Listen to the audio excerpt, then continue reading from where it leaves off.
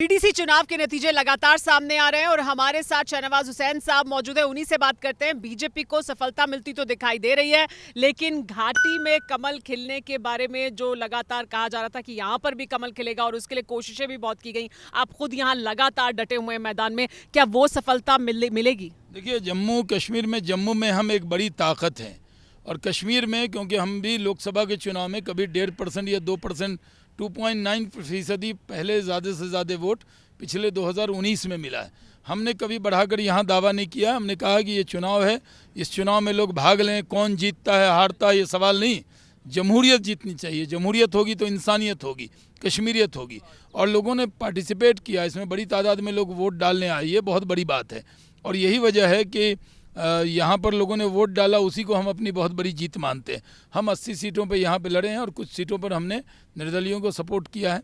अभी गिनती जारी है। हमें ज़रूर उम्मीद है कि वैली में भी इस बार कमल खिलेगा और वोट परसेंटेज में हम काफ़ी आगे जाएंगे। हम 1-2% वोट वाली पार्टी नहीं रहेंगे, बल्कि हम काफ़ी आगे जाएंगे। गुपकार गठबंधन भी आपको बराबर की टक्कर दे रहा है। उनके बारे में तो ये लगातार कहा जा रहा था कि वो तो कहीं पर नहीं है रेस में, लेकिन वो बराबर की टक्कर कैसे दे पा रहा है? देखिए, गुपकार जो गैंग है वो गैंगअप हुए पूरी तरह, तो वो तो यहाँ की मेन पार्टियाँ वही थी, उन्हीं की हुकूमत रही आज तक। और मैं मानता हूँ कि उनकी हुकूमत जितनी भी रही है उन्होंने काम नहीं किया। हमने डेवलपमेंट का मुद्दा बनाया, लोगों को यकीन है, लोगों को विश्वास है, जमहूरियत के लिए वोट हुआ है। ज़रूर है वैली में तो वो सब मिलकर एक बड़ी ताकत होंगे ही, क्योंकि अकेले अकेले भी उन्होंने हुकूमत बनाई है।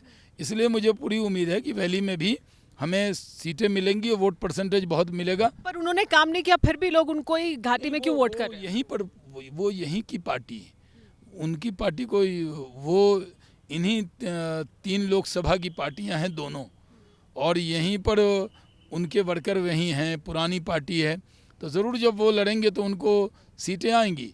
ये हमारा सवाल था कि यहाँ डेमोक्रेसी के लिए वोट होना चाहिए, डेवलपमेंट के लिए वोट होना चाहिए, जमहूरियत में लोगों को भाग लेना चाहिए।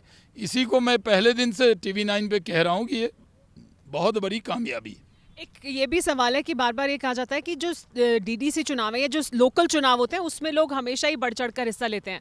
इस बार क्या अलग था? 370 के बाद चुनाव हो रहे हैं, इस वजह से ये इस चुनाव की ज़्यादा अहमियत है? नहीं, 370 के बाद चुनाव हो रहे हैं ये अलग बात है, लेकिन लोकसभा विधानसभा में भी उस तरह की वोटिंग नहीं होती थी। लेकिन यहाँ 30 साल बाद इस तरह से लोग वोट करने जा रहे हैं, ये बहुत बड़ी बात है। ये जमहूरियत की बहुत बड़ी जीत है। मेरी पार्टी जीते न जीते, आगे जाए पीछे जाए, लेकिन जमहूरियत जीतनी चाहिए, लोकतंत्र जीतना चाहिए, और लोकतंत्र की जीत हो रही है।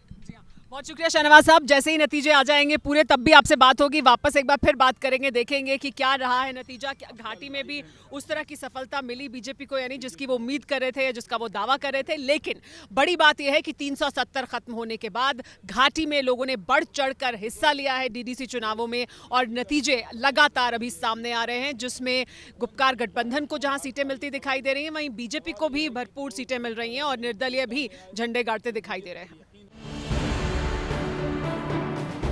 फिक्र आपकी, सोमवार से शुक्रवार रात 9 बजे सिर्फ TV 9 भारतवर्ष पर।